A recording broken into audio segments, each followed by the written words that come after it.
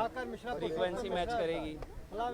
Supreme court में जब इसके पहले सुनवाई हुई तो कोर्ट ने कहा था कि परीक्षा की पवित्रता को लेकर सवाल है, इसलिए एनटीए को जवाब देना होगा। परीक्षा की पवित्रता प्रभावित हुई है, ये बात आज तो साबित हो गई, क्योंकि ग्रेस मार्क्स वाले मसले में झोल है, एनटीए ने मान लिया, और इसलिए जिन बच्चों को ग्रेस दिया गया था उन बच्चों का की दोबारा परीक्षा होगी। तो ये तो हो गया 1563 बच्चों का मसला। लेकिन जो बाकी 24 लाख के आसपास बच्चे बैठे थे एग्जाम में, उनके मन में जो सवाल थे अभी भी कायम है। अनुराग मिश्रा हमारे साथ है। अनुराग मिश्रा, कितने मार्क्स आए थे अनुराग? सर मेरे मार्क्स अभी नीट 2024 में 655 थे और मेरी रैंक थी 25,071। तो मेरा सवाल आपसे ये कि आज जो ये हुआ कि ग्रेस मार्क्स वालों को दोबारा एग्जाम देने का विकल्प हो गया, इससे आप जैसे लोगों की सेहत पे क्या असर पड़ेगा? सर सेहत या राहत या फिर प्रॉफिट जो बोलते हैं, उसको यदि मैं गणित की भाषा में एक्सप्रेस करूं तो परसेंटेज आएगा 0.1%। मतलब ये वो है कि होना और ना होना एक ही बात है मेरे लिए। सर मेरी रैंक 25,071 आई है। सारे बच्चे जो 1563 बच्चे वो दोबारा एग्ज़ाम दे भी देते हैं, तो मेरी रैंक पर ज़्यादा से ज़्यादा फ़र्क पड़ेगा 50 या 100 का, जिसका होना और ना होना एक ही बात है। मैं पहले भी बॉर्डर लाइन वाली सिचुएशन पे था कि मुझे कॉलेज मिलेगा नहीं मिलेगा, जुए वाला खेल है, और अभी भी वही होगा यदि वो दोबारा देते हैं। और मैं सर बार बार एनटीए का एक चीज़ नोटिस कर रहा हूँ, यदि उनसे कोई भी सवाल या कोई भी मुद्दा उठता है, वो बार बार मीडिया से लेकर के सुप्रीम कोर्ट से लेकर के बच्चों का सबका ध्यान एक जगह फोकस करते हैं। कहाँ पर? 1563 बच्चे पर। कुछ भी हुआ है 1563 बच्चों के साथ हुआ है, री एग्जाम होगा 1563 बच्चों के साथ एग्जाम होगा।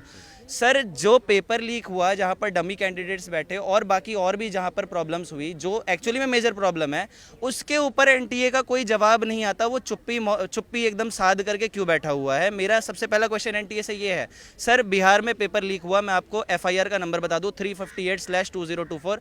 आर्थिक अपराध इकाई में जो भी चाहे तो वहां पर ऑनलाइन आर्थिक अपराध इकाई की वेबसाइट पर जाकर के इस एफआईआर को देख सकता है। बिहार में शास्त्री नगर पटना में जो पुलिस है सर, उसने इतनी डिटेल्स के साथ एफआईआर क्या क्या किस किस को गिरफ्तार करा, किस रूम नंबर से गिरफ्तार किया, कितने लोगों को, गाड़ी का मतलब नंबर प्लेट तक, इवन क्या क्या उन्होंने जो है कि एविडेंसेस वहां से कलेक्ट करे, सब कुछ उन्होंने दे रखा है। यदि आप पढ़ेंगे तो आपको समझ में आएगा कि एक्चुअली में पेपर लीक हुआ है।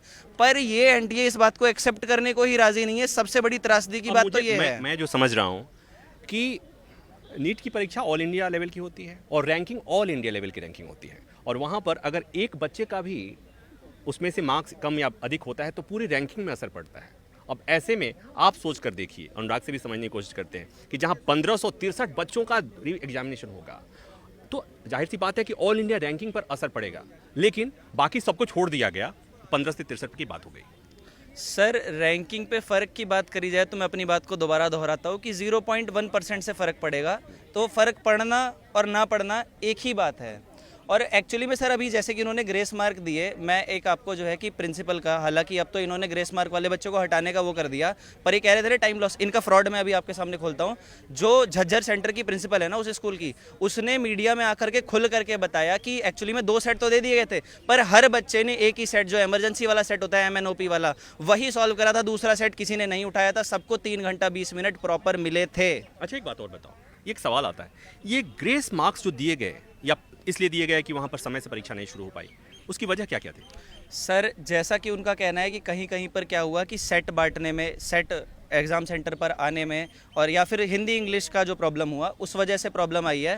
पर अब वही है कि ये सबसे पहला क्वेश्चन तो यहाँ से ये उठता है कि एनटीए इतना बेवकूफ़ कैसे हो सकता है कि वो बच्चों का जो इतना बड़ा एग्ज़ाम हो रहा है उसके ऊपर इतने इस बड़े लेवल की मिस्टेक कर रहा है। हिंदी इंग्लिश और 2-2 सेट दे देना, ये तो सर एनटीए की ही लापरवाही है ना। इसलिए इसी में मैं ये बात जोड़ दूं कि 2017 एनटीए का जब अस्तित्व आया तो इसीलिए आया कि उसका काम ही है, केवल काम है परीक्षा लेना।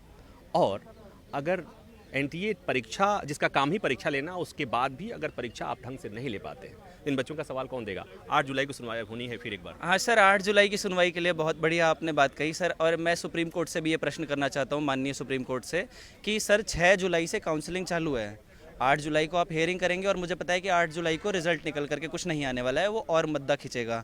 तो justice delayed is justice denied. यदि न्याय आपको बहुत देर से भी मिला तो उस न्याय के मिलने का कोई फ़ायदा नहीं हुआ। तो सर जब 6 जुलाई से अगर काउंसलिंग स्टार्ट हो जाएगी और बच्चों के एडमिशन हो जाने के बाद यदि वो कुछ जो है न्याय ला के देते भी है, तो उस न्याय का फ़ायदा क्या हुआ जब सबने एडमिशन ले ही लिया? तो अब इनके बात को मैं थोड़ा आगे बढ़ा दूं कि जब आज सुनवाई के दौरान कोर्ट से कहा गया कि काउंसलिंग पर रोक लगा दी जाए, तो जस्टिस विक्रमनाथ ने एक बात कही थी कि अगर परीक्षा रद्द हो गया चूंकि सुनवाई होनी है, मामला पेंडिंग है, तो इस काउंसलिंग का कोई मतलब नहीं रह जाता। इसका मतलब उम्मीदें खत्म नहीं हुई और ये देश की सबसे बड़ी अदालत कुछ भी कर सकती है, कुछ भी मतलब कुछ भी। असीमित शक्तियां हैं अनुच्छेद 142 में और सुप्रीम कोर्ट ने इसके पहले भी परीक्षाएं रद्द करके दोबारा परीक्षा करने का आदेश दिया। इसलिए उम्मीद रखिए, क्योंकि देश की सबसे बड़ी अदालत है। हमसे बात करें तो थैंक यू। वीडियो बना रहे थे संजय। उम्मीद है आपको ये जानकारी पसंद आई।